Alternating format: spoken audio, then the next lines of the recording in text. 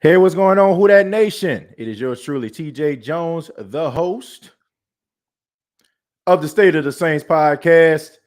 And man, it feels like I haven't done a show in about a gazillion years, man. I miss y'all. Thank y'all so much for being a part of the State of the Saints podcast.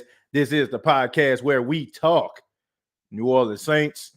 First off, before I want to get started, I want to give a special shout out and send my prayers out to the country of Ukraine. Man, that's some rough stuff going on over there. Okay, I would be remiss if I didn't mention that. I understand this is a sports show, but man, you hate to see some of the footage that is being flown around social media as of right now. So, man, my heart goes out to the country of Ukraine. But I do want to talk about the New Orleans Saints. Of course, it's been a while since I've been a few days. I'd say about 3 days since I actually uh, did a show. Actually been a little bit busy. Been working on some things. The radio station I work at, 90.9, we're having they're having an event in Conway, South Carolina that the station is going to be a part of. So that's been taking up a little bit of my time, as well as just some other things. But definitely want to talk about some of the new changes that involve the New Orleans Saints. I'm pretty sure a lot of you already know, and shouts out to other podcasters, broadcasting personalities that's been focusing on this, the Ross Jacksons, the Deuce Winhams, my guy Big Q, CB over there, Aaron and Hoodie Jube, and so many other ones, Mask Up, all of them are really out here, bringing you all good Saints news. But of course, we know that Chris Richard and Ryan Nielsen have been appointed as co-defensive coordinators for the New Orleans Saints this season, which is something that is very rare.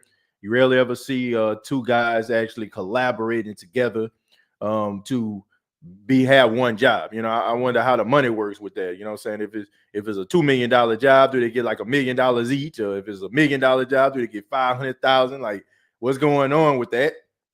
And also, the Saints have a new wide receiver coach, Cody Burns. Cody Burns spends a lot of time in Auburn and also is known for developing guys. Wide receiver, out of Auburn, he helped to develop the guy. He doubled his receiving yards and also his production, and had one a hell of a Senior Bowl. So this guy comes through with the knowledge and the tools to try to bring the young Saints wide receiver corps to the next level. Got a lot of respect for that. First, I want to start with the whole co-defensive coordinator thing.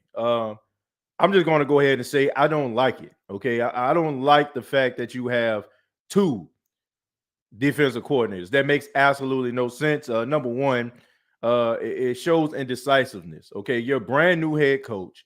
Okay, you're trying to set the tone. Everybody, probably used to the Sean Payton way. You come in, and you got co-defensive coordinators. I mean, how would that be if a guy is a starting safety? Oh, you know what I'm saying? This guy right here, where y'all co-starting safeties, or your co-defensive ends, or your co-defensive tackles, starters. I mean, I just don't understand that. Look, I get it, right? Ryan Nielsen, Chris Richard are very important guys to the Saints coaching staff. I get it. They are. But choose one of the guys, okay? You just got to choose one. This was just an act to me, in my personal opinion. This was just one of those things where you're just trying to keep a guy happy. Maybe you were afraid that one of these guys were going to leave to go to greener pastures, and maybe they'll be more willing to stay if you gave them a promotion. So to appease both of those individuals, you decided to give them the same opportunity. I'm not a fan of that, okay? I think that if you give somebody an inch, they'll take a mile. So you got players that they're watching you do stuff like this, so you better be careful and you better tread softly when you're making those type of decisions. Me personally, I don't feel like anybody is gaining anything. Okay, I just feel like these guys are going to be the prisoners of Dennis Allen's defensive success. Everybody's seen Dennis Allen, the way that he had that defense rolling against some of the top quarterbacks in the league last season. Week 1, Aaron Rodgers only had 3 points. The Saints shut him down so bad, I mean, they benched him in the middle of the fourth quarter for Jordan Love to come into the game. We also seen how, they're always keeping Tom Brady rattled. P.J. Williams interception. C.J. Garner-Johnson had 2 interceptions in 2 games off of off of Tom Brady. So everybody sees that Dennis Allen is the mastermind behind the defense. So I just feel like these guys are going to be they're going to be in a position where they're not going to be able to get the credit that they deserve for making the defense better because everybody is going to be looking at Dennis Allen. I feel like it's the same thing that Pete Carmichael has went through throughout the years with Sean Payton, and it's what Eric Bieniemy is going through right now in Kansas City. Guys are not getting their comeuppance; they're not getting their just due because people aren't really paying attention to what these guys are bringing to the table because the coach and their past success overshadows what those guys can actually bring to the table. Now, I will say this. If you want to give these guys some credit, you got to look at the defensive line. Let's start with Ryan Nielsen. The defensive line, he has those guys developing well. We've seen guys like Shy Tuttle and Malcolm Roach and Davion Yamada, who has developed into a fierce, force in the interior. Also, you had guys like Marcus Davenport stepping up. Tano Passanio, when he was out there, he was doing some things. So these guys are developing guys on the defensive line, and we see in the secondary. I mean, you can tell there was a difference between Aaron Glenn coach secondary and Chris Richard coach secondary. So I think when you're looking at that, that is where people are going to be looking at those guys and what changes they brought to the team statistically, analytically, right? That's what they're going to be looking at. But when it comes to them getting the respect as defensive coordinators, I just feel like that's not going to happen. As far as Cody Burns is concerned, I like the fact that the Saints are trying to switch it up. I like the fact that they're trying to go young. Maybe get a young voice, a relatable guy inside of that wide receiver room, guys that can come in and maybe give these young players a little bit of something that, they probably weren't used to with Curtis Johnson. Curtis Johnson, to me, was a really good wide receiver coach. We've seen it in two stints, right? We've seen it with the Devery Hendersons and the Lance Moores and the Marcus Costans. We seen that. And then we also seen guys he came back with Brandon Cooks and also with Michael Thomas and even Deontay Harris and Marquez Callaway. So, there's nothing wrong with a different voice, and there's nothing wrong with going younger than getting with a guy that can be more relatable to these players. I think that's what keep players, motivated when they have coaches that can relate to them on a professional level as well as a personal level. And I think by Cody Burns coming in, new voice inside of the locker room, new voice inside of there, I think that it would be better for those guys. I heard somebody was talking on social media about Michael Thomas not listening to Cody Burns. I fail to believe that. I fail to believe that he is not going to be listening to this guy. I think that he's going to respect the position. Yes, Michael Thomas marches to the beat of his own drum, but I think that Michael Thomas isn't one of those people that, won't listen if somebody is giving him some sound advice to try to make himself better at the wide receiver position. And I just think that it's going to be a good fit. I'm interested to see how this co-defensive coordinator thing is going to go. I just think that was just one of those things where you're just trying to keep everybody intact. You're trying to keep your coaching staff around and don't want these guys to go out here and go to other jobs. So to appease both parties, you decide to give them the label of defensive coordinator because, I don't know, maybe it sound nice, maybe it look nice, it look better on a resume that you add defensive coordinator to that. Chris Richard, he has done this before. He did it with Rob Marinelli out there in Dallas. To me, he was probably the person that was really the one that changed that Dallas defense around when you had Lathan Van Der Esch and Jalen Smith and had that young secondary, had those guys out there playing really good defensively. So I give him a lot of credit for that.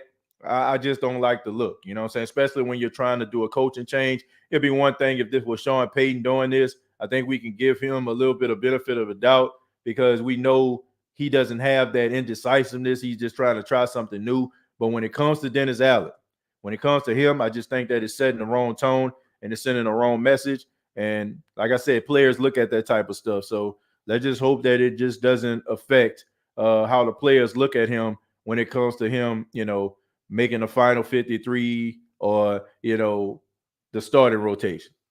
But thank you all so much. I'm going to go ahead and answer some of your questions and your comments. Feel free to comment. For those that may be checking out the State of the Saints podcast for the first time, you can send your comments down below, and we will answer your questions. Let's go. Mocha says, so the Saints have co-defensive coordinators, and yet Dennis Allen, the head coach, will be calling the plays. Please, too many cooks in the kitchen. Well, I had this conversation. Shouts out to my big brother EJ. I was having this conversation with him while I was riding home on last night, and we were talking about it. I said, there's pros and there's cons, right? There are the pros because it's like a group project, right?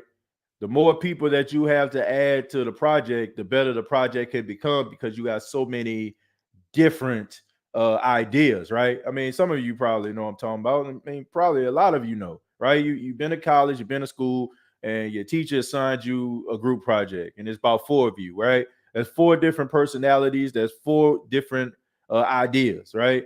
And you take your ideas and you collab them together, and you make this one big masterpiece, and y'all get A plus, right? But there was one student that was designated as the leader, right? He was the one that he or she stood in front of the classroom and presented it, right? And everybody else stood back and stuff like that. When the questions, the Q&A came around, then everybody feel free to join in. So I think if you look at it from that particular standpoint, it may not be that bad.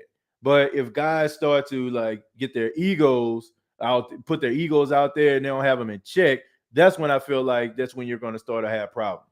Because if a guy's not being productive, well, if you would have listened to me, well, if he would have listened to my idea, maybe this guy would have had these many sacks, or he would have made the tackle, or his technique would have been better. So as long as people check their ego and keep it at the door, and it doesn't affect the team, and it doesn't affect the way that the chemistry of the squad is rolling, I have no problem with this. I mean, I'm reserving my judgment. A little weird to me, you know what I'm saying? I think it does send a bad, the wrong message. But at the same time, I'm willing to give it a shot. I'm willing to give it a shot and a chance to see if it actually works. Who knows? I mean, it may not work, but I mean, this is the first time I ever seen this on a professional level. I never really seen this in the NFL like this. Like I said, I mentioned seeing with the Dallas Cowboys, but people were basically calling Chris Richard the assistant defensive coordinator. That was the label that the media was giving him. You know what I'm saying? Because he was so heavily involved, but Rob Marinelli was the defensive coordinator. That was his job. It wasn't no code about it. Keen Arthur says, TJ, what up, homie? How would a co-defensive coordinator split play calling responsibilities? That's a good question. And Keen Arthur, that remains to be seen. I would just hope that, they all just kind of collab together and they just come up with what's in the best interest of that said player and what that player actually needs to do. I don't know how this is going to pan out. This is new. This is uncharted territories for me, and I'm pretty sure a lot of you too. So we'll see. You actually have 3. Allen says he's not giving up play calling. Yeah. Well, here's the thing. If he's not giving up play calling, that just means that he's actually calling the defensive plays during game time. That doesn't mean that, these guys aren't, orchestrating the defensive game plan from week to week. Okay. It just means that whatever they come up with, and I mean, honestly, that's just the way that it goes. It's not just Sean Payton sitting up in his office somewhere and drawing up the game plan without any type of involvement of Pete Carmichael or any of the offensive staff. It's always a joint effort, but it's that one guy that's calling the plays during game time. So I don't think that there's going to be a difference in that regard.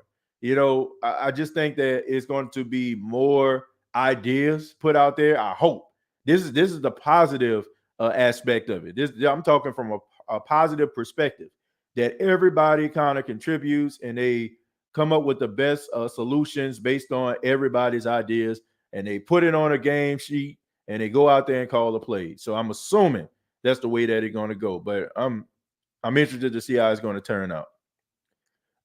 Jerry giving a shout out to Zordy as well as Keen Arthur. This has Winston Hill rumblings, and we see how that worked out. Well, look, here's the thing. I think it worked out fine. I think it really worked out fine. See, we didn't get opportunity to see the full buffet. Okay, we never really seen if the whole Jameis Taysom thing can actually work out, right? We didn't really see it because we didn't get it because Jameis got hurt.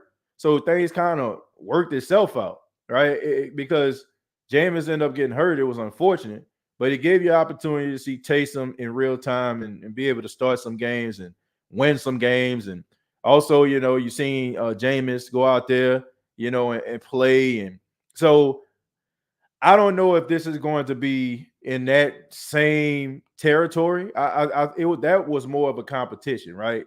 They're not competing for the defensive coordinator job. It's not like, okay, y'all two competing against each other. Whoever come up with the best defensive plays, that's the person that's going to be the coordinator. It's not like that. Both of these guys got the same responsibility. So I think that is different. We didn't know, even though we had an idea, but we didn't know who was going to be the starting quarterback during the 2021 season, right? We know that both of these guys are going to be in charge of the defense. That's their job title, at least. PJ King says, what up, TJ, the host? I think they will work out, I'm sure. But like you said, the co-ish for the Birds, especially with Allen being the main guy, I'm sure. Yeah, like I said, I just think that it's going to send the wrong message. I don't think that these guys are going to get any type of stripes based on them being a defensive coordinator. I don't think that it's going to make the phone ring even more for a head coaching job, because once again, when you have a coach that is good at what they do and they're known for that, like Sean Payton was known for being an offensive guru, right? He was known for that. So anybody that he hired as his offensive coordinator would be overshadowed by him, no matter what they bring to the team. Okay, he can have Sean McVay, he can be Sean McVay, Mike Martz, John Gruden, and Sean Payton wrapped all into one. But he would not get the credit that he deserves as a quality coordinator, because Sean Payton is known among the ranks as an offensive genius. And it's the same way with Dennis Allen. People look at Dennis Allen right now as a defensive genius. Some people may disagree with that. Some people may smack their lips. But when you're going up against guys on national television with the likes of Aaron Rodgers and Tom Brady, you're going to get that attention, especially if you're shutting out Tom Brady and holding him to no touchdowns, and in the lowest quarterback rating of his career, and you're catching interceptions from Aaron Rodgers, a guy who averages single-digit interceptions every season. So of course you're going to get that title based on who you're playing against and how you're making them look, by what your defense is doing. So I don't think any of these guys are going to get the respect they so rightfully deserve being in the shadow of Dennis Allen. I mean, I hope that makes sense. It's almost like you're winning, right? It's like, I don't know, if you're playing basketball, right, and you're known for the 3-point shots, but you got a bunch of skyscrapers with you, right? You're the shortest guy on the team. You can shoot threes, but at the same time, all these guys can drive, they can dunk, and all that kind of stuff there. Doesn't mean like, okay, if these guys getting guarded, they can't dish it out to you and shoot a three, but you're getting overshadowed at the fact that these guys are tall and they're doing all these athletic moves, and all you are is basically just out there just shooting threes. You're winning, you know what I'm saying? Like, they benefiting from you dishing the ball out to you, you're making the shots, but at the same time, these guys overshadow you, right? You know what I'm saying? Based on their athletic ability, talent, and height. Same way with these coaches. I just think they're going to get overshadowed no matter what they bring to the table. Let's see. What up with Ghost? He's been gone for a good minute. Yeah, man. I ain't seen or heard from Ghostface Griller on any platform, man. So, man, I know he had a death in the family, a few months back, man. But if you get a chance to listen to it, man, we're thinking about you, man. Definitely, man. I have not heard from him in a long time. Faith-based workplace says hit that like button. I agree. If you enjoy the show, if you enjoy the content, please hit the like button. Do you think we can get Russell Wilson? Allen, anything is possible. Okay. I'm not surprised by anything that this team could do or what they're capable of. When people see this salary and they see the Saints over the cap, they look at it like, oh man, nobody wants to be here. But this team has done wonders year after year, making sure that they reach their goal, make sure that they're under the cap I think that is possible. Russell Wilson, I mean, you really gonna have to give up some things in order for order to get him. This is my thing, man. I'm just being serious, and I love Russell Wilson. I really do, man. But Russell Wilson has not been the same Russell Wilson he's been over the last few years. I mean, he's been throwing interceptions. He's been turning the ball over. He's not really just been seeing the field like he once did. And I'm always interested to know, like, why do we want these guys? You know what I'm saying? Like, do we want these guys because we feel like the team is going to get the team over the hump and they're going to go to the Super Bowl based on it? Because I look at both of these guys, people have been naming Aaron Rodgers, and Russell Wilson. I mean, none of these guys have sniffed the Super Bowl in a minute. You know what I'm saying? Like, Aaron Rodgers has been putting up real good numbers. I mean, he's been league MVP, but it hasn't equated to Super Bowl success. And neither has Russell Wilson. So my thing about it is, I don't understand, like, why can't we build around a guy like Jameis? I'm always wondering with that. Like, what is it about Jameis Winston that you just feel like the Saints can't build with? Because the dude, like, checks every box, like he may not have like the arm talent of an Aaron Rodgers, you know what I'm saying? But he has incredible arm talent. He has arm strength. He can make all the throws. And he's younger than both of these guys, you know what I'm saying, that we're talking about here. So I just think that you can actually build on that. But as far as Russell Wilson, I would love to see Russell Wilson in the Saints uniform. I ain't gonna lie to you. It would be nice, but I just don't think that you should be moving heaven and earth to try to get him, especially when you're gonna have to give up so much to get him. And I just feel like you wouldn't have to give up remotely as much, you know what I'm saying, or close to anything if you were to sign Jameis Winston. I just think that if you can get a guy like Jameis with that type of ability that he possesses, and don't give me this stuff about this ACL tear, because this isn't 1962. They ain't talking about Gale Sayers or anything like this.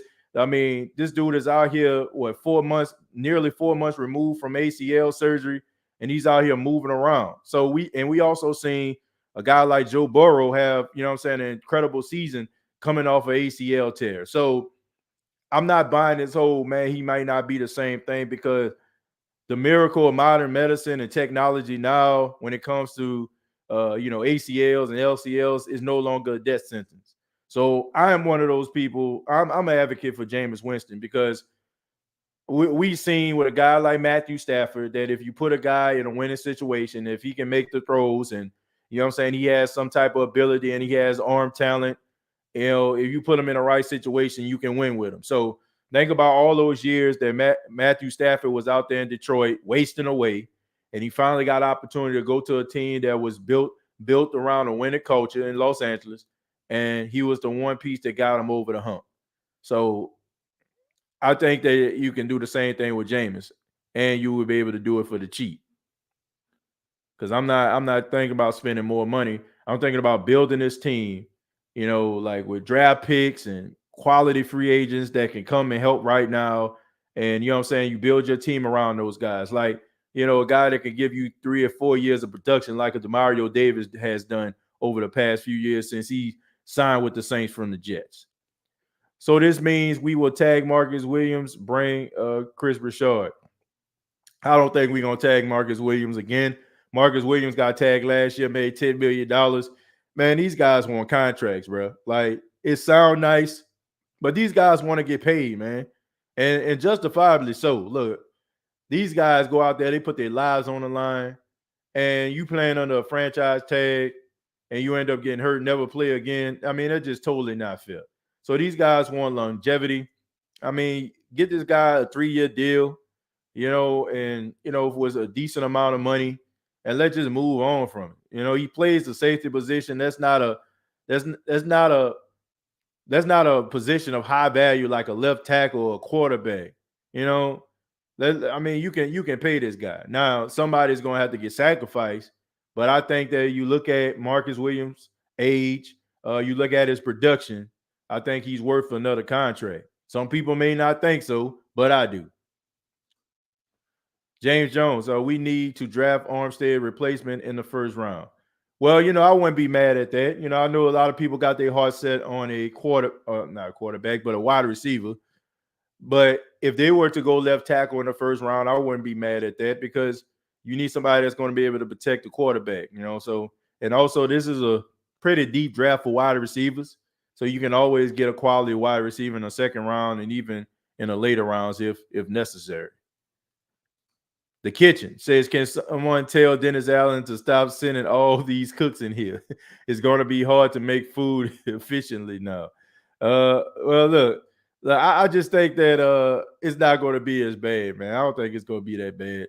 I just think that it's some of the same things that in practices that happen behind closed doors. It's just two guys have this title.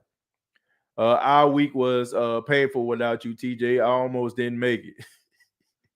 Well, I'm glad you did, man. I mean, I don't know, man. I have to go back and look it, but it seems like it's been a while since I actually did a show, man. Normally I try to, do one every 2 days, one, what I'm saying, or even every day if I could. But it seemed like it's just been a while. If it works, more teams will follow suit. That is true. This is a copycat league. If somebody sees something that's working for another team that's successful, they will try to copy that. So I definitely agree with you with that. I had to go to the hospital last night, shaking and convulsions and all. The doctor said I had SOTS withdrawal syndrome. Well, man, look, I'm glad you're okay. I'm back, and I appreciate you, supporting me, man. I appreciate that. Ty says you have two of the best defensive position coaches in Nielsen and Richards. You have to let it play itself out. Yeah, Todd, I'm willing to do that. My take at the beginning of this show has absolutely nothing to do with the fact that, I don't want neither one of these guys. I just think that sometimes like stuff like that can send the wrong message to the players. It shows levels of indecisiveness. Now, I'm not saying that it's not going to work. Like Troy just mentioned, like if it works, people are going to follow suit, and you're going to see more guys doing this. But I'm willing to give it a shot. It's just so weird to see because normally, those positions they're coveted, and coaches want to make sure that they got the right guy, being that person, not 2 and 3. What will your reaction be if we draft a left tackle in the first round? Mike, I wouldn't be mad at that because we know we had offensive line issues. I mean, the Saints have had offensive line issues all last season. I mean, Cesar Ruiz looked like he was a figure skater out there, man, sliding and moving and all that kind of stuff. Not to mention all the injuries that you had on the offensive line from Ryan Ramczyk to Ryan Armstead, or Andrews P was out for the year. I mean, it was a dumpster fire, man. So Armstead still has a lot to offer, and teams are going to throw some money at this dude because he's so good when he's healthy. So I don't think the Saints are going to be able to afford him. I don't think he's taking no hometown discount. Man in his 30s, he's going to try to get that one more payday, before it's all said and done. But I just think that I wouldn't be mad if they get a tackle, in the draft, because I would think that it would be necessary. You need somebody to protect your quarterback's blind side. Has anyone seen a video of Jameis rehabbing his knee? Look like he'll be ready by training camp. Jerry, yeah, I definitely feel like he'll be ready. I don't think that, he's going to have any setbacks. And he's in good spirits, man. You see him, man, he's having a good time. He's working with the rehab, staff and stuff like that, man. And it's good to see, him being in good spirits and showing that he's really pushing himself to be ready, for the start of the 2022 season. James says, TJ, when you think we should start looking for a DD replacement because he's getting up there in age? Well, I just think that, I think that you're probably going to, start looking and maybe in the later rounds. If you can get a guy that can give you some level of production later, then you do it. I mean, DeMario Davis, as of right now, he's been an Iron Man. Like he's never been hurt as long as I can remember. He's always, bringing it 100%, and it doesn't look like he's showing any signs of slowing down. I just think that when guys start to get a certain age, we're automatically programmed to just be like, oh man, we need to find this replacement because we feel like it's only a matter of time before the bottom drops. But he's still playing at a high level. I think it benefit him a lot the fact that for the most of his earlier career, he was a backup. You know what I'm saying? So now, probably for the last 6 or 7 years, that's when you start to see, him really, emerge as a starter. He was getting 100 tackles and stuff like that. It's almost like with Mark Ingram. You know what I'm saying? Mark Ingram shared the backfield a majority of his career, and then like when he got opportunity, he was 30. You know what I'm saying? But at the same time, he probably had the body of a 27 or 28-year-old running back. So I just think that's kind of the same way with Demario Davis. Not starting as much in the beginning of his career. I just think that it kind of just added to his shelf life. But if you can find a guy in later rounds, that can do a little something, I say why not? I mean, you already got Pete Warner, who I feel like was going to be a good replacement for Quan Alexander, to be honest with you, if the Saints don't want to re-sign him. So if you can find somebody, that can replace the Mario Davis, and that's going to be some huge shoes to fill. If you can find him a guy that can be productive and maybe, he could, be taken under Demario Davis's wing, then, go for it. Just curious, why do they say Pete Carmichael is going to stay with the Saints, but not as OC, and he's the OC? Well, Dawson, that's a good question. To be honest with you, I don't know, but I can speculate. I just think that he probably had the intentions of just being on the staff as a consultant or something like that. I really did. But I just think that when they started to look at the interviews and to be honest with you, also, I think it has a lot to do with the fact they want to re-sign Jameis Winston, right? And right now, Jameis Winston can kind of name his price because they got teams out there that are trying to gain his services, right? So, what's the better way of making the Saints more appealing to Jameis to re-sign with him? Well, keeping the same guys around. Like you don't have Sean Payton anymore, but you have the guy that was the offensive coordinator. So what Jameis's tendencies are, and Jameis doesn't have to worry about going out here finding a new playbook, right? He's been with the same system. This will be his third season. This will be his third season in the same system, understanding the offensive philosophy. So by having Pete Carmichael come back as OC, it makes it a little bit more appealing when you try to go out here and pitch the Saints to Jameis Winston's representation. So I think it had a lot to do with that. I just think that I think the Saints think they have a good chance of getting them back. I think that if they would have went out here and got another offensive coordinator, to be honest with you folks, that's when I feel like the Saints probably would have drafted a quarterback in the first round. I would be highly surprised if the Saints draft a quarterback in the first round based on the decision of bringing back Pete Carmichael, because I don't think a team is going to renege on a situation like that unless they have some type of agenda. And I feel like the agenda for the Saints is to try to get back Jameis Winston and bringing back Pete Carmichael as the OC, somebody that Jameis is familiar with, makes it appealing and makes them more willing to stay. Julian says, TJ, man, it's been a minute. Glad you back. Who that forever? Julian, thank you so much, man. Thank you for being here. I appreciate that. Get the likes. Hold on. Get the likes up for TJ. My bad, is Poppy. I missed your comment here. Yeah, man, I appreciate that, man. If you enjoy the content, go ahead and hit that like button, man. Also, it seems everyone is overlooking the need at tight end. Jared Cook's absence was just as noticeable as Mike T's. That's true, man. Look, I know everybody's mad and disappointed at Jared Cook fumbling that football when the Saints were going to convert on that third down. Look, I get it, man, but you can't take away from the fact that the dude was productive. And he gave you more production than you've been getting at the tight end position in years, okay? I mean, we've been looking for that type of production he was putting up for a very long time. And now, they had it. Now you realize, what it was. I think that everybody at one particular point in time probably thought in the back of their mind, man, I wish we had Jared Cook. You know what I'm saying? Like, look, the dude made a mistake, man. It happens. And like, it's a frustrating thing. It is what it is. But the dude was still as more productive than Adam Troutman and Jawan Johnson was, and Ethan Wolf and and Nick Vernett. You know what I'm saying? Like he was more productive than all of those guys combined. You know, so I missed him. You know, I don't know about anybody else, but I do feel like the Saints, need to give Juwan Johnson the opportunity. That's something else my big brother EJ brought up. Juwan Johnson, I don't know what it is. I don't know if Sean Payton just don't like his blocking as a tight end or what. But the dude was like really productive in the red zone, and he made some crucial catches, man, on third down.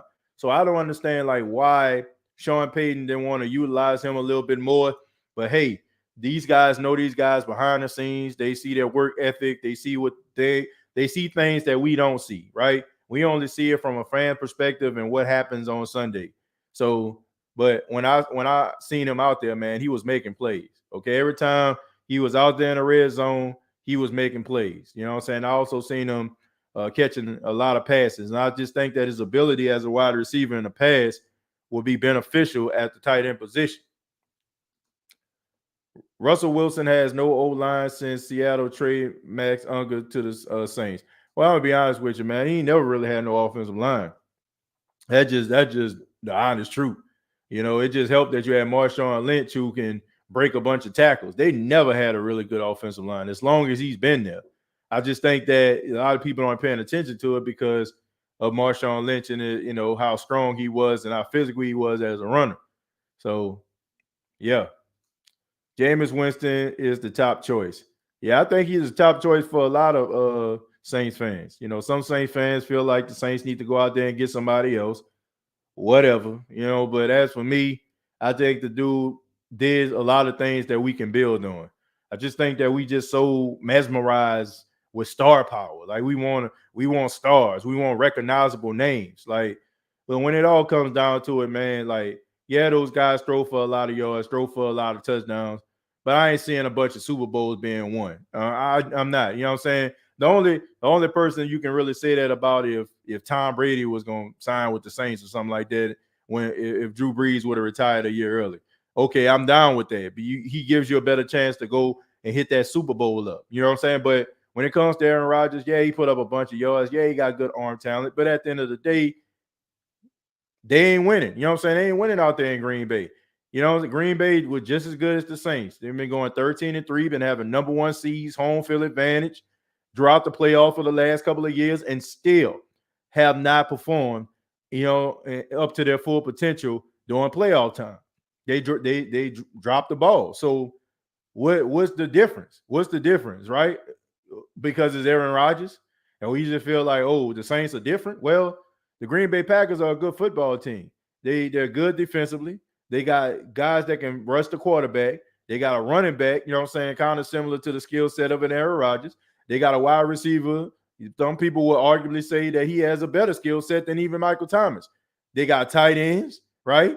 I mean, so what's missing? You know what I'm saying? So he comes to the New Orleans Saints. Well, we just think, oh, we just going to sprinkle a little Saints dust on him, and all of a sudden he's going to get over the Super Bowl hump. I don't know, man. I just think that we're all taking chances no matter who you get. Russell Wilson hasn't been to the Super Bowl since 2014, 2015. Aaron Rodgers hasn't been since 2010.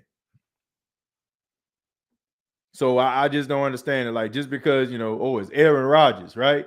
Because he can run out there and have number 12 on the back of his jersey, and we recognize that, and he comes with star power, maybe a couple additional primetime games. I don't know. I just think that you can, people to me are just getting this dude because of his star power, like because of who he is. I mean, if we talking about, oh, we gonna be certified Super Bowl contenders if he signs with the team, we don't know that for sure, because theoretically the Packers should have been in the Super Bowl at least twice over the last 2 years. You know what I'm saying? They had home field advantage this past season and last season, and they lost both games at home. One to the Buccaneers, who went to the Super Bowl, and they lost to the 49ers. So a team that shouldn't even been in the playoffs, right? They had to beat the Rams in week 18 in order for them to make the playoffs. You're the number one seed. You were supposed to beat that team, and you didn't. So I just don't understand the angle. I'm sorry. I'm going to scroll down a little bit. Jeremiah says, what up, TJ, the host of the State of the Saints podcast? I hope OC and DC going to be a working out for a new head coach, Dennis Allen. The new offensive line going to step it up on the field. And meanwhile, if Jameis Winston and Russell Wilson going to help the team win in the next season for real, I don't even care less about these fake sports media or our team's going to lose to the other team. But we still, at the same time, ever since last year, for real, defense secondary is going to be stronger than ever. Look, I agree. I don't concern myself with the national media. Let them talk. Honestly, I would prefer for the Saints to not even be on their radar.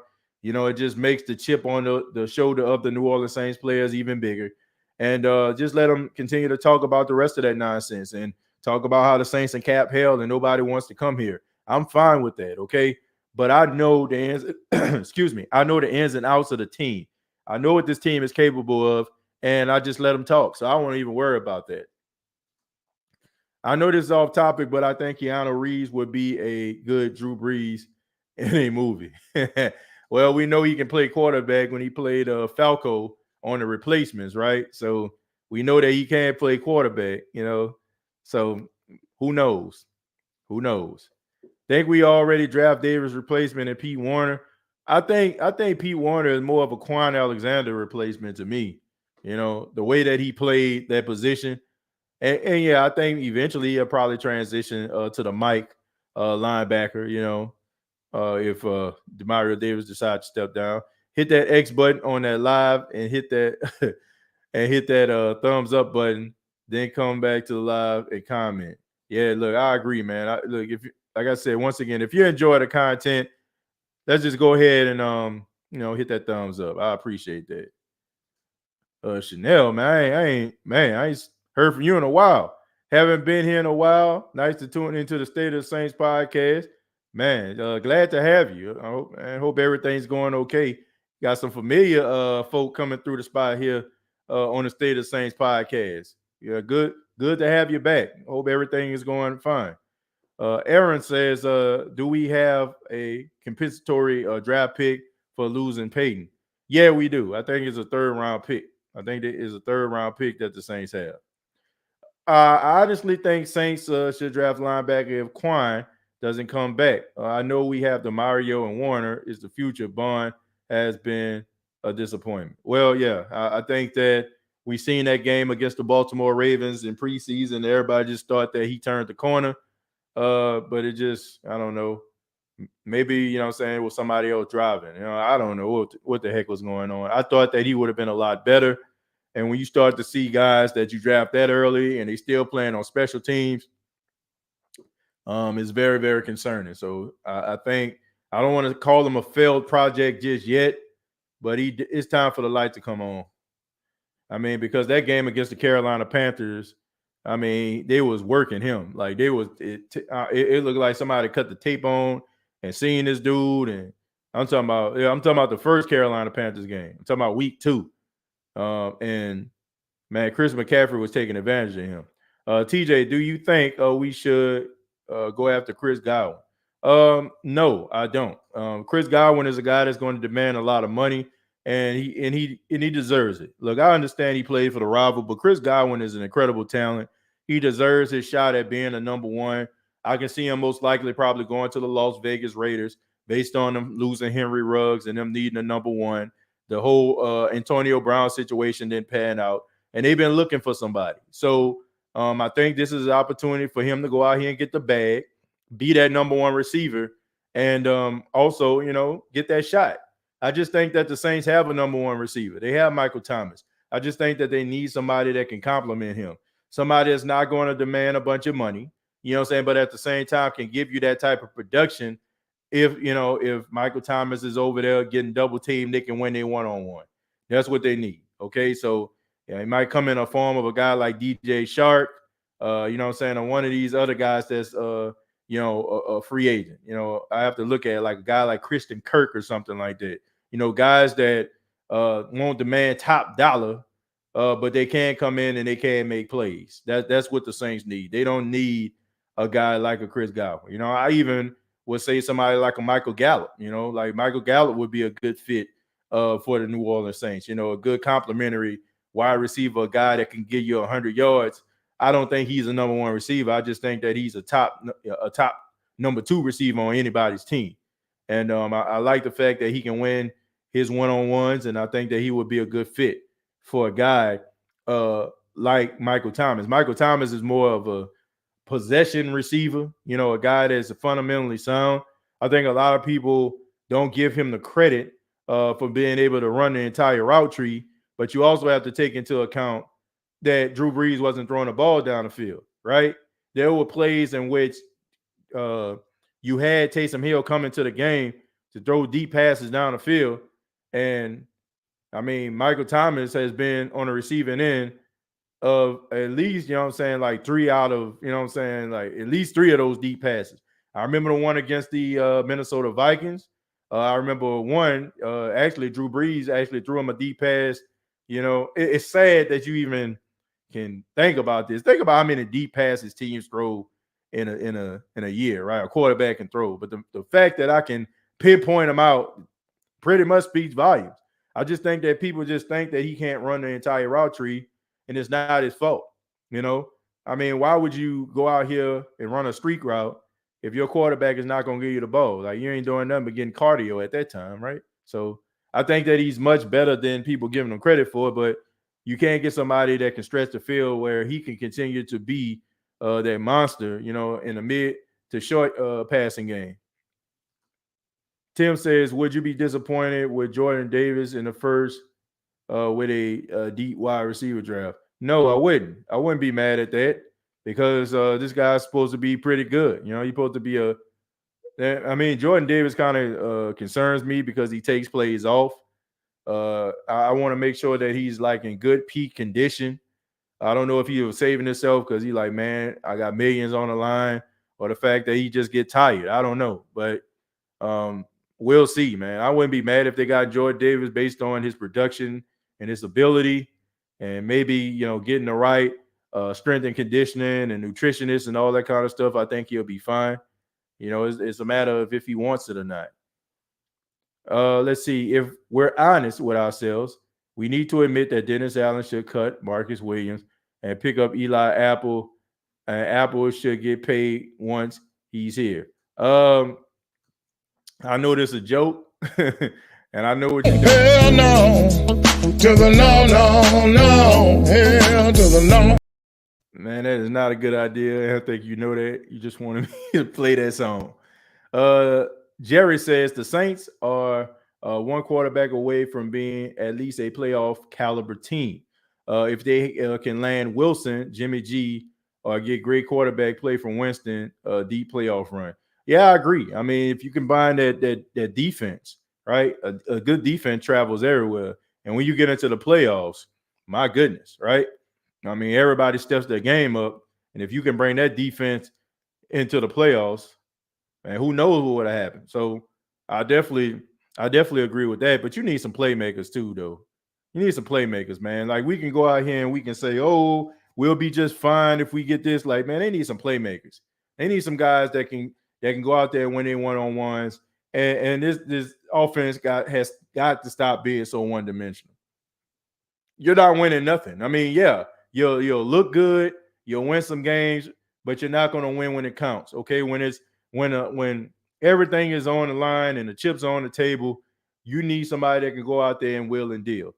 I mean, you think about the Los Angeles Rams, right? You think about them winning Super Bowl, but you had Tampa came all the way back, and it took Matthew Stafford to make a clutch throw to Cooper Kupp in order to set them up with a Matt Gay field goal. Okay, so you need that quarterback that's going to be able to bring you back, right? Even with Tampa, they didn't win the game, but Tom Brady, like, led them boys back. And you need that. You need an offense that can be able to win you games sometimes. I mean, I want the defense to step up and perform well, but you need that offense to be able to step up and win you some games sometimes, because the defense isn't always going to be up to par. Keen Arthur, thank you for the $2. Says, TJ, what receiver should we get for Jameis? Look, I'm always going to be lobbying for rookie receivers, guys that are fundamentally sound. And also, they're not going to cost you an arm and a leg. When you get veterans, free agents, they're going to demand a certain amount of money, rather it's market value or the fact that they've been in the league for a while.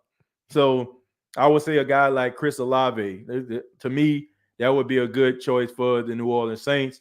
I think this guy has a good skill set. I think that he would be good.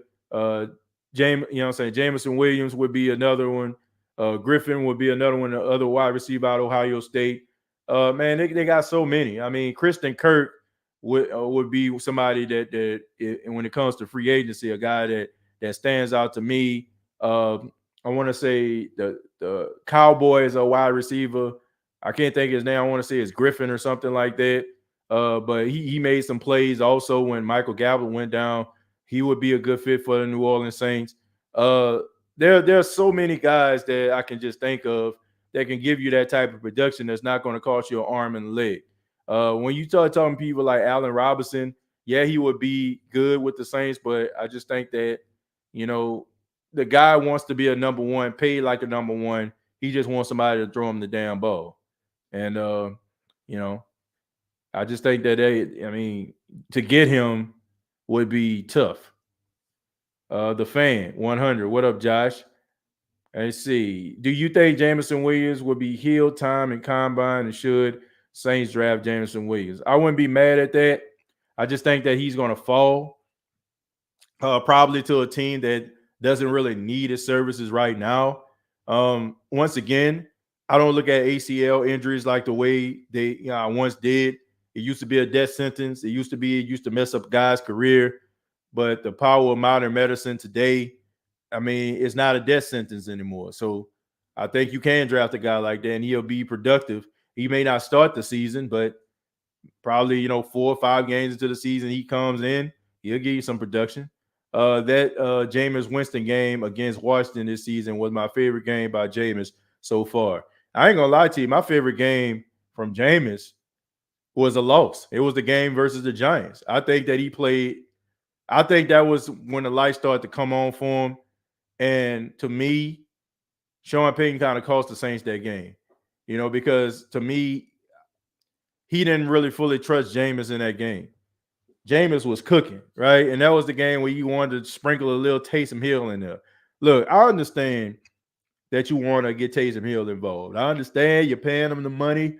You want to show people what he can do, this, that, and the third.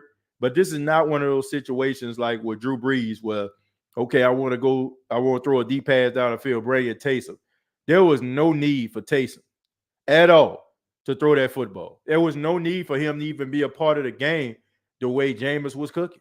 That was, to me, that was Jameis' best game. And like I said, I know the Saints lost, and people don't remember the losses, unless they really tragic. But I think that was his best game. Not to me, not all games are going to me. I think Reggie Bush's best game was what some people would say the back game when he came out in the divisional round when they took on the Arizona Cardinals. Not to me, I think his best game was that Monday Night Football game against the Minnesota Vikings when he ran back 3. 2 punts, almost ran back a third. That was his best game. The Saints lost. A lot of people don't remember that. The footage comes up, but a lot of people don't even realize the Saints lost that game.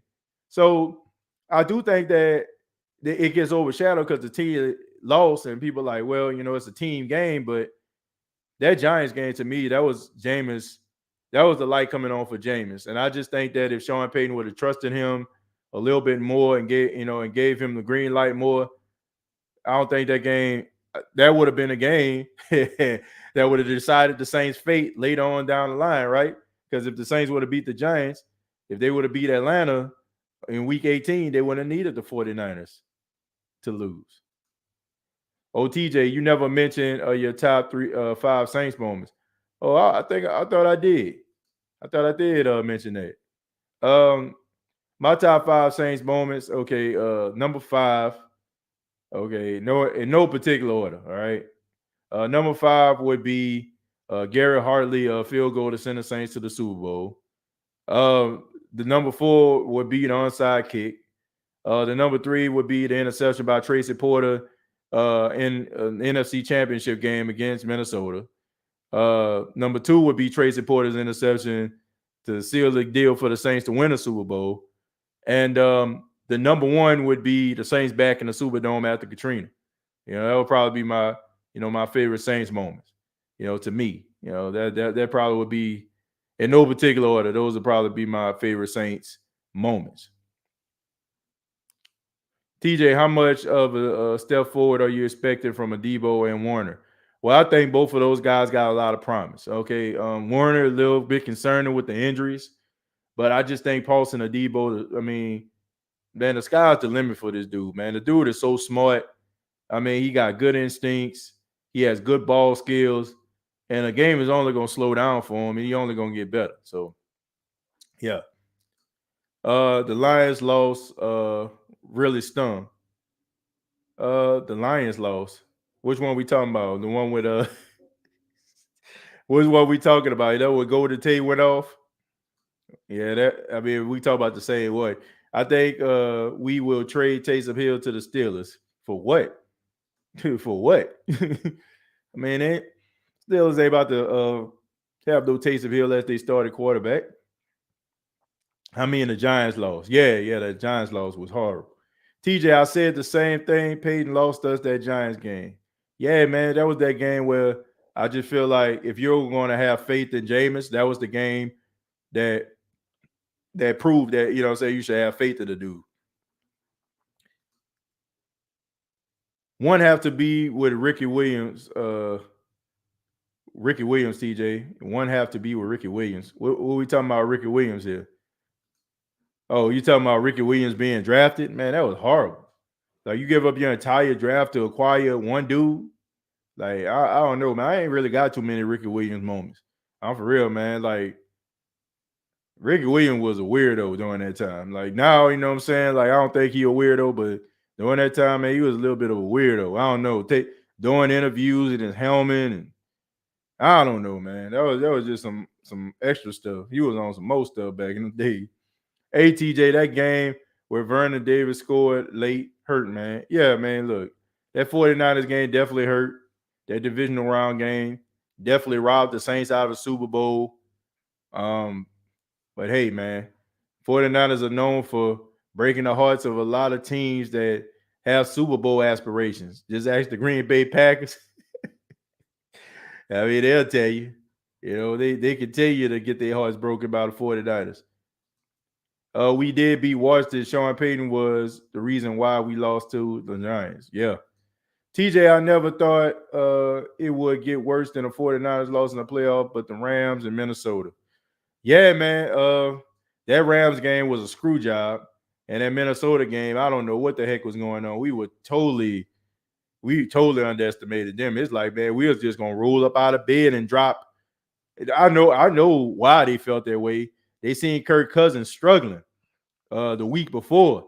And they're like, man, Kirk Cousins ain't about to do nothing, man. We about to win.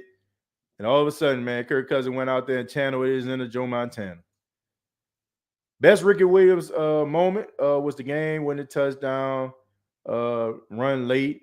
Let's see, around left end as clock expired at the Panthers. Yeah, I remember that, man. But like I said, man, I wasn't really a Ricky Williams fan. I was glad that he got his life together towards the end, but I just wasn't really a fan. Dude was always hurt. Like I said, to me, he was a weirdo. TJ, what division are we playing next year? I want to say I know we got to play Cowboy, but I think we play the AFC North. I think we play the AFC North this year. Yeah, because we got to play the Bengals. They got to play the Steelers. Yeah. So we playing the AFC North. And I want to say we're playing the West, the NFC West this year. When Ray Zellers and Dalton Hilliard got that fight at the bar. Hey, man, a lot of people, talk about them throwback moments right here, man. Hey, I got a throwback moment for y'all real quick. This is how long your boy been rolling with them Saints.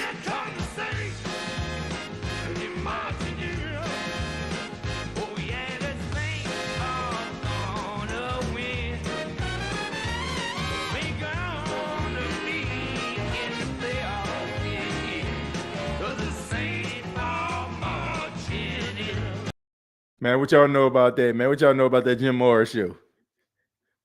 I know some of y'all know it. What y'all know about the Jim Morris show, man?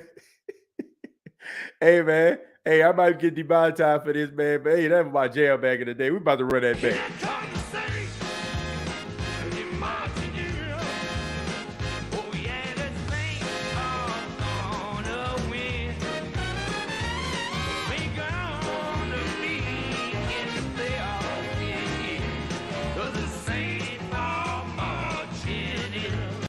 Man, what y'all know about that? Some of y'all young folk, y'all like, man, who is that? Hey, look at Chosen. Chosen said, man, who was that, man? That was the Jim Morris show right there, man. That was the Jim Morris show. That's when around 91, that video came from like 1991. It was the Jim Morris show. The Saints were on a 5-game winning streak. They was first in the West, the NFC West at the time. Yeah, man. So I had to grab that real quick, man. No, some of y'all know about that. Some of y'all lost as a baby bird in tall grass, as my grandpa would say. Let's see. Black background when he talked. Let's see. Jim Mora is a classic head coach on our team for real, for real. Yeah, man. Those are the days right there. Some of y'all know what I'm talking about there. Yeah, Jim Everett. Nah, it was Bobby Abel. Bobby Abel was the quarterback at that time, CT Crusher. At least on that episode. Like the intro was from, like I said, the Saints were on a 5-game winning streak, and Bobby Abel was the special guest player on the Jim Morris show. Them boys had Lionel Bienvenu on it. Y'all remember, some of y'all probably don't remember that news reporter, man. He used to be on WVUE back in the day, man. Man, whatever happened to Lionel Bienvenu? What happened to Ron Sawota? That was during the time when they was like doing the news. TJ, I'm only 34, born in 88. I know Jim Mora, but not that clip. Don't judge me. Hey, man, that's a classic right there. That was the intro. That was the intro to the Jim Mora show. And it used to come on Channel 8. If you were down in New Orleans, you'd come on Channel 8, WVUE, and I used to watch it every week with my grandmother. Ricky Williams answered a lot of questions in a Pivot Podcast interview. He was just misunderstood and young. The players all knew he was the real deal. The media liked to paint pictures of athletes. Yeah, that's true. But, I mean, he really did himself no favors. You know what I'm saying? Like acting the way that he did. Look, I think that he was an incredible talent. At Texas, he was virtually unstoppable. But dude was pretty weird. I mean, we just have to admit that. I mean, what is weird, I guess, but I guess based on like certain adjectives that a person would describe a person as weird, he is pretty damn weird. I'm 27, bro. I'm looking lost. Hey, man, that was the jam back in the day, man. What TJ just got off work. Happy to tune in. Hey, man, what's going on, man? Appreciate you for stopping by. Glad that you're here. I want to take this moment while I'm thinking about this. Got to mention my sponsor. Shouts out to Puma. All right, y'all go to puma.com. Use the promo code SOTS. Save 20% off on your Puma apparel. Also, I want to give a special shout out to manscaped.com, the official sponsor of the State of the Saints podcast. Manscaped, they coming out with some brand new stuff, y'all, man. They got some deodorant about to come out, man. They got shampoo. They got body wash. Not to mention the Lawnmower 4.0 that's available right now. All you got to do is go to manscaped.com, use the promo code State of Saints, all one word, State of Saints. You'll save 20% off of your purchase with Manscaped. So shouts out to him, man. Manscaped been rocking with the State of the Saints podcast, man. We've been doing it for like over a year. You know what I'm saying? So shouts out to Manscaped, having the confidence in your boy to continue to promote their products. And, man, y'all make sure y'all get some Manscaped products and use that promo code. I'm telling you, they got some quality stuff, man. They got some quality stuff there. Some of you, probably used it before. I see Mocha in the chat saying that it be working. It definitely does, man. I mean, I wouldn't be out here like pushing a lobbying for something I don't use. I mean, they have some really good products and they work really well. So shouts out to Manscaped. Y'all give them a shot. And, yeah, man. Let's go ahead and move on. Troy says one of my top Saints plays was a Joe Horn cell phone call. Yeah, that was that Sunday night football game. That's Sunday night football game right there. Saints for Life says I need the SOTS hat, TJ. Man, I'm gonna be pushing those things out. Man, I've been so occupied with things, working and stuff like that. Now, you know what I'm saying, I can direct my focus to, the podcast, add more guests and all that kind of stuff, man. Things kind of settled down now. So I'm just kind of focused on that. You know what I'm saying? I'm just kind of focused on trying to make the best content possible. Got a new podcast coming out with my brother, the Triple C's podcast. You know what I'm saying? No, not Rick Ross or nothing like that. Triple C's. We're gonna call it the Crescent City Connection Podcast. My brother EJ has decided to do a podcast along with me, man. But it's not going to just be a Saints podcast. It's going to be a major sports podcast. And it's going to air every Friday, man. So y'all be on the lookout for that. Me and my big brother EJ collabing together. Been a while, man, since we did a podcast together. But my big brother, he's been writing articles on Pick Six Blog World, and just want to do something with my brother, man. I tell people all the time that the reason I got into sports in the first place was because of my brother's love for sports. I always just wanted to be like him as a kid, man. It was my big brother. And when I wanted to have conversations with him, so I just started to like absorb so much sports knowledge so I can be able to talk to him, man. So just want to bring that to the microphone and behind the camera and give you all give you all some quality content, man. We're going to be talking about everything, man. We're going to be talking about basketball, football. We're going to be bringing some guests on the show. And we're going to try to get this thing on and popping, man. So if you're part of the State of the Game podcast, that logo and that name is going to change starting next week. I got the logo that on the way. That's the reason I haven't changed the State of the Game podcast logo just yet. The Triple C's podcast is going to be the same channel. So if you subscribe to the State of the Game, you're going to be a part of the Triple C's podcast. So if you have not already, look for the State of the Game podcast, searching it on YouTube, and go ahead and subscribe to it because the first episode is going to air next Friday. Okay, next Friday. And I encourage everybody. I mean, I'm pretty sure that a lot of people, you not only do you follow the Saints, but you follow all the major topics in sports, and you want to talk about other things too. So let's go ahead and do it. It's going to be the same platform. We're going to be answering questions. We're going to be taking calls, and we're going to be doing interviews, man. So y'all be on the lookout. First episode comes out next Friday. The Triple C's podcast, the Crescent City Connection podcast, man. So really excited about that. It would be good to hear from EJ again. Yeah, man, my brother, he, like I said, he's been behind the pen and pad, you know what I'm saying? Like writing, not freestyling nothing, but writing articles, man. That's his passion right there. He writes articles, and he puts everything he has into like his Pick Six Blog World format, and he does an outstanding job, man. And I encourage y'all to check it out, man. Pick Six Blog World is available on Twitter. Y'all follow him and support him, man, because he does a really good job, man. He makes really good articles. Okay, so man, I got some good stuff lined up, man. I got some good stuff lined up, okay, for all my sports fans out there. We're going to continue to do the State of the Saints, but we just want to cover all avenues, man. It's about time for us to expand, man. We almost at 10,000 subscribers here. So I just want to expand, man, and really just focus on all sports, Keep me posted. I want to see that.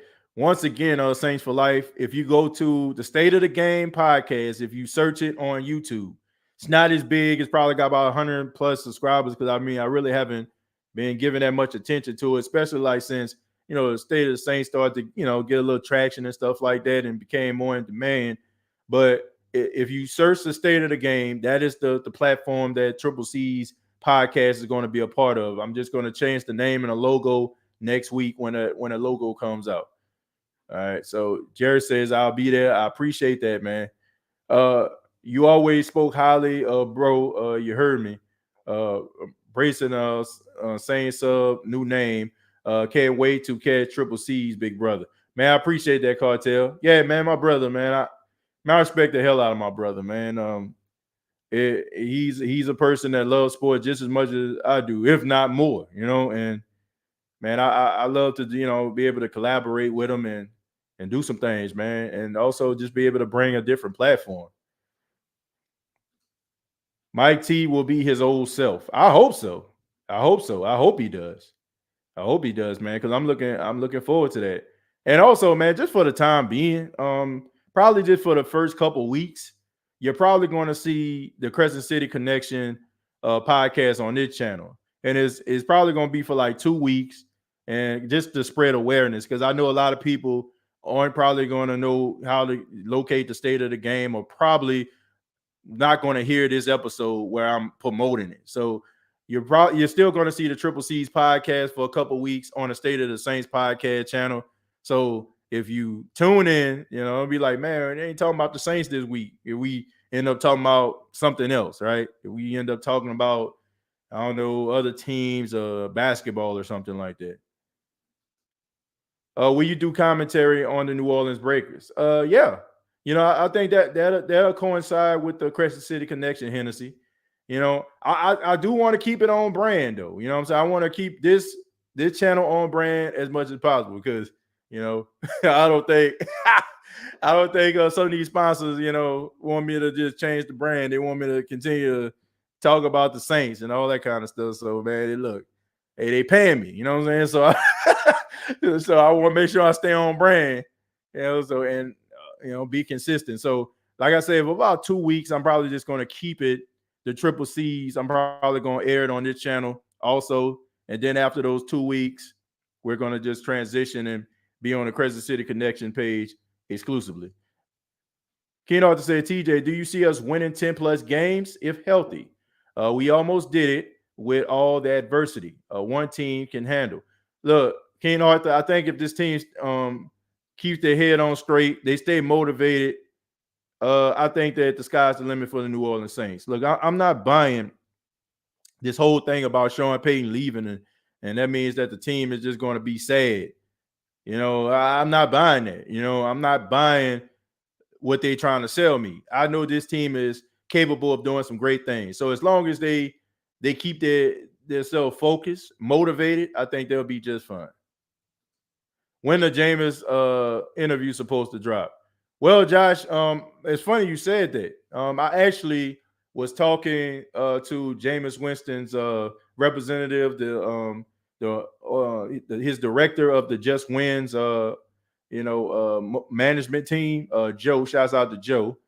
I asked him, when Jameis be doing a press run, and he responded to me, said Jameis is focused on doing his rehab, and so he's not doing any interviews as of right now. So he'll just keep me posted. I don't know exactly, what that entails. I don't know when that's going to happen.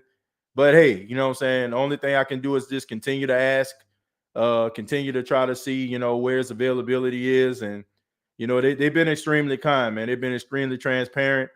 Some people, management teams would be like, man, who the hell is this guy? Probably don't even respond back. Been times where I reached out to like several players' representation, never heard anything back. Okay, but they've been extremely transparent. Shouts out to Just Wins Management. Shouts out to Jameis 101. Shouts out to Jameis Dad's Jameis' father. You know what I'm saying? All these guys, you know what I'm saying, pretty transparent. Talk about how much they like the show and enjoy it. Jameis 101, who actually did an interview a couple months back, talked about how much he enjoyed being on the show. Definitely want to get him back. We talked about him being on the show before. Definitely want to pick that back up. I enjoy having conversations with Jameis 101, and I even heard him talk about possibly having Jameis' father come alongside him. So hopefully we can make that happen. But I'm going to continue to push it. The only thing I can try to do is to try to put those invites out there. It's been several guys that I wanted to be a part of the show. There's been several people that I reached out to. I haven't gotten any responses back, to be honest with you, but that's not going to stop me from continuing to ask them. I mean, that's how you get things. Like a lot of people, I'm gonna reach out to them, I don't hear anything back. I'm not going to stop, man. My objective is to give you all quality content, and I'm gonna do everything I possibly can to make that possible. And I just want to make this the best show possible. So if that means going out here asking people several times, it is what it is. Okay? That's how I developed relationships with guys like JD and You know, man, shouts out to my guy Brian McFadden. You know what I'm saying? Like, I mean, you got to be aggressive, man. And in this podcasting world, you got to be aggressive. And you cannot wear your heart on your sleeve, right? Because that's not how your show is going to grow. That's not how your content is going to grow. You know, you got to be consistent, man.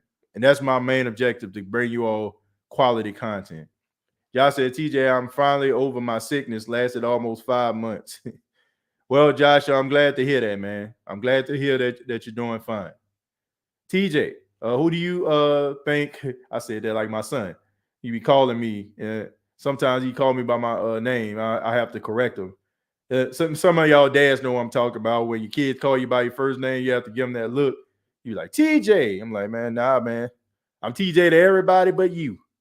TJ, who do you think our cap casualties will be? Teron Armstead will be one. Quan Alexander could possibly be another. Bradley Roby, chunk up the deuce. The Saints will save about $9 million by cutting him. So guys like that. Those are three off the top of my head that I feel like will end up being those casualties. Well, Quan Alexander signed a 1-year deal, but if we're talking about from a salary standpoint, and saving money, it would be Bradley Roby. 9.9, nearly $10 million they'll be saving by cutting that dude. And I like Bradley Roby. He started to come on towards the end of the year, but with the Saints traded for him, he did absolutely nothing. Okay. I want people to keep this in mind as I take a drink of this soda. The Saints gave up more for Bradley Roby than the Carolina Panthers did for Stephon Gilmore. I'm going to leave it at that. I'll leave it at that. Brian says, TJ, what do you think we need in free agency, and what do you think we need to franchise, or who do you think we need the franchise tag? And what do you think we need in the draft this year, sir? I think we need a wide receiver. I'm going to start with your last question. As far as your first two, talking about free agency, look, I think I wouldn't be mad if the Saints get a left tackle, like many people alluded to. Mike talked about earlier, asked me the question about a left tackle. If you get a left tackle and you can get yourself a decent wide receiver, a guy that can be a quality number 2 in free agency, I wouldn't be mad at that. Franchise tag,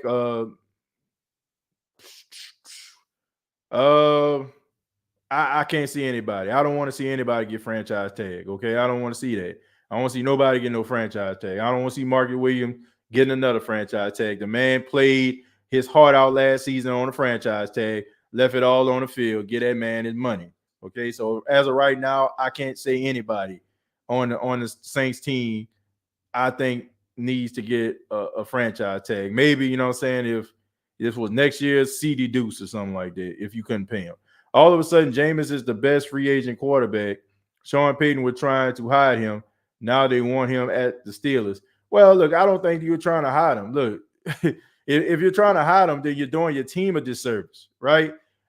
Look, Jameis was the starter, so you ain't trying to hide nothing. You're trying to use every bullet in that chamber, right? If he's a starter, you ain't trying to hide nothing. Now, if you want to make an argument like I did back a couple of years ago, them trying to hide Teddy Bridgewater, yes, I do. Okay, he came in because Drew Brees got hurt. He won 5 games and played his way out in New Orleans. You can make an argument to say that, hey, hell, the Saints were trying to hide Trey Hendrickson, right? But he ended up getting 13, 14 sacks his last season with the Saints before he got that big deal in Cincinnati. Would he have gotten that big contract in Cincinnati if the Saints would have went out here and got Jadeveon Clowney? Probably so, because Jadeveon Clowney stayed hurt. So you still would have seen Trey Hendrickson. So if you want to make an argument for that, I would be in agreement with you. But when you have a guy who is a starter and you name him the starter day one, right?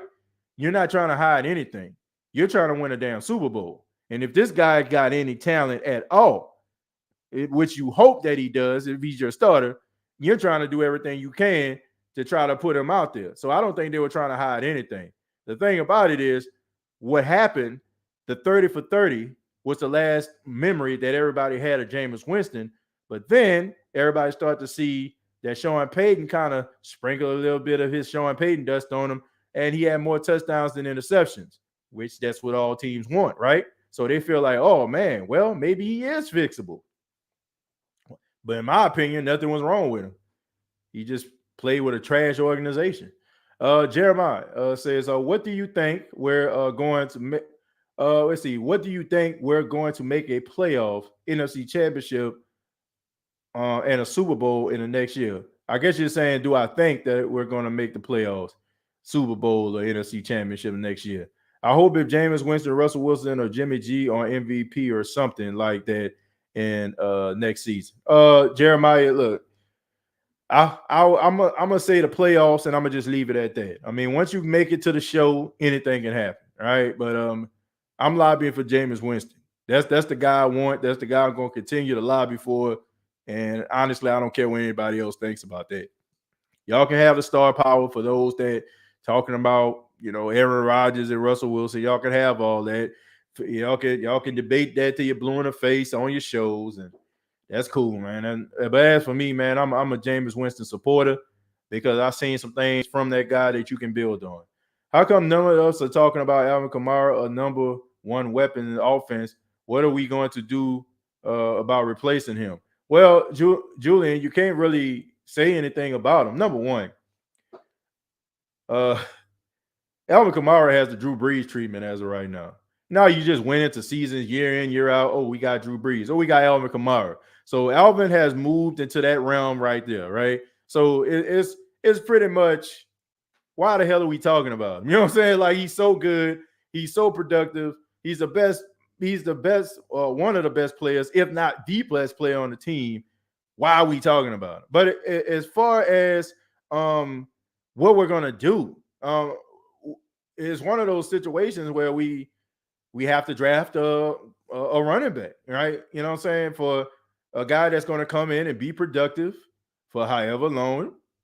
Alvin Kamara is going to be suspended. Now, these are the Saints we're talking about here. So he might be suspended about 10 games, and then he'll appeal it and be suspended for 6. I mean, that's just the way that the things go. For some apparent reason, the Saints get treated as if they on their third strike and they standing in front of a judge. I don't understand why. Maybe it's the fact that they want to cripple the Saints. Maybe it's the fact that they've been having a personal vendetta against the New Orleans Saints since 2012 with the whole Bynum scandal. I don't know what it is. But what you want to do is you want to get yourself somebody that's going to give you a certain type of production. Now, you can probably find somebody in a draft in some of these later rounds. We've seen guys like Elijah Mitchell fall to the 49ers, and he was extremely productive. You know what I'm saying? We can get guys in the late round that can give you some level of production, catching the ball out of the backfield. Mark Ingram is still with the New Orleans Saints. I don't see them cutting him. I don't think they will save anything or lose anything, by having him on the roster. So he will probably go into the season as your starting running back, and I can live with that. Mark Ingram can catch the ball out of the backfield. He's good in the screen game. He's he still got some tread on the tires, and you get yourself a young running back that can back him up. Maybe, I don't know. Tony Jones is still here. A lot of people aren't paying attention to. Tony Jones was pretty decent. He was going into it. He was one of the reasons why the Saints felt that Latavius Murray was expendable, right? But he ended up getting hurt. So I think a lot of people aren't paying attention to Tony Jones. Dude is pretty damn good. Just got to stay healthy. That's been his issue, right? Because, I think that if he can hold up for a couple games alongside Mark Ingram, I think the Saints will be fine in the running game. I also think that the way the Saints are going to be structured next season, I don't think that you're going to be putting emphasis on throwing the ball about 40 times. I think the Saints' identity is going to be playing really good defense and maybe muddying up the field. Okay, and I know that's very uncharacteristic for a team that's a dome team, but I think the Saints are going to try to go that route. So there you go. I'm glad Mike T focused. We can make up for Kamara with Jameis as the quarterback. Yeah, I think that Mike T coming back would be great, but I also think you need to add a wide receiver because I don't want to see Michael Thomas, being out there and being the only show in town. I'm tired of that. We've been dealing with that for the last 3 years, man, when he was just the only game in town. The Saints need to get somebody to complement this dude, okay? So he can go out there and be a beast and be a dog. And also, if he's being double teamed, there's somebody out there that can also go out there and make plays. That is something that has been missing from the Saints for a very long time, and that's something that I think the Saints need. So I'm happy that Michael Thomas is in good spirits. I'm happy that he's all in. I'm glad that he's in a good spot with the team. But damn it, they need some more playmakers. They need some more playmakers, man. Because if anything, this has shown you that Michael Thomas can get injured, right? And he can be out for X amount of time. What's going to happen now? Like, what are you going to do? What are you going to do now that he's out? What are you going to do now that he's not playing, right? I don't want to go through the same situation. I don't want an anemic offense, right? You know what I'm saying? I don't want this. I want production, man, regardless to if Michael Thomas is hurt or not. I want to see this offense go out here and make some noise.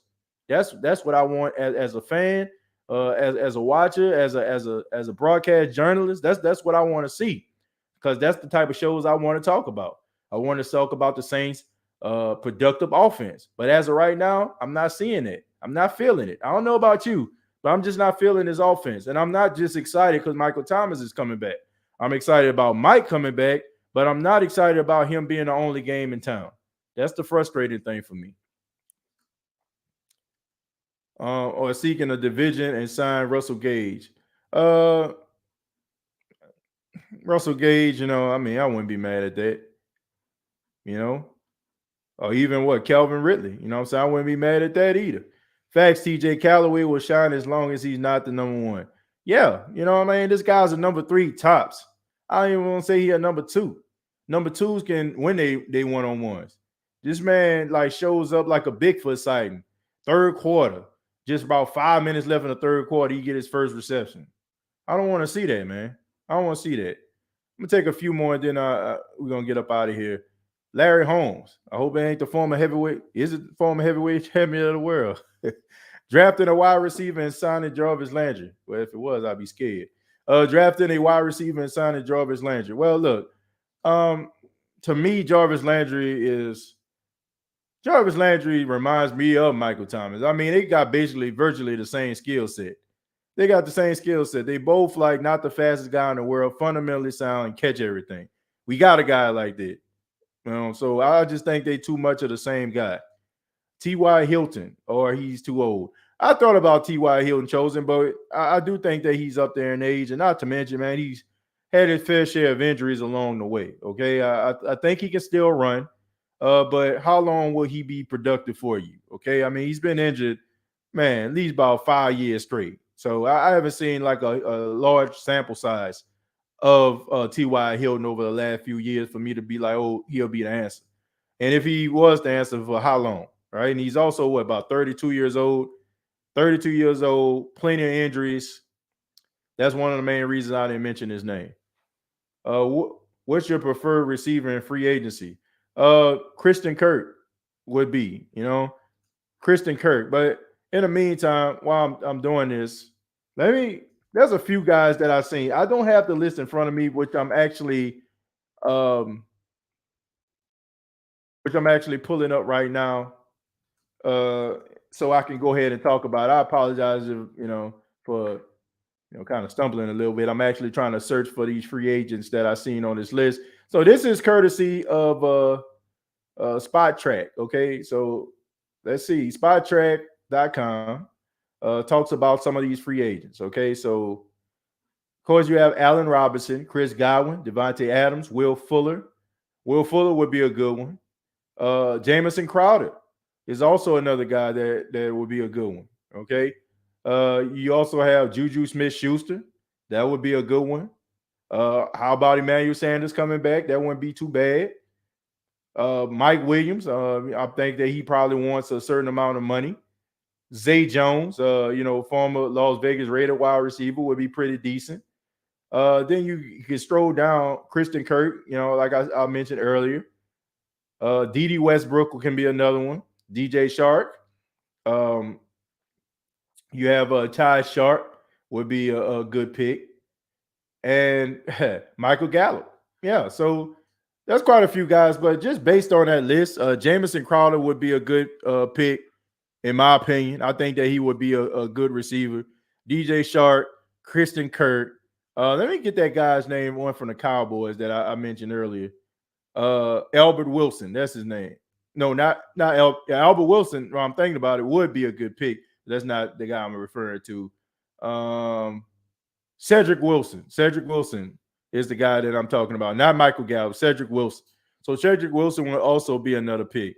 But Christian Kirk would be my first choice, followed by Jamison Crowder and the Cowboys wide receiver. Okay, Michael Gallup or Michael Gallup or Cedric Wilson. Those are some guys that I think would be a good pick. Emmanuel Sanders would have never left Jerry.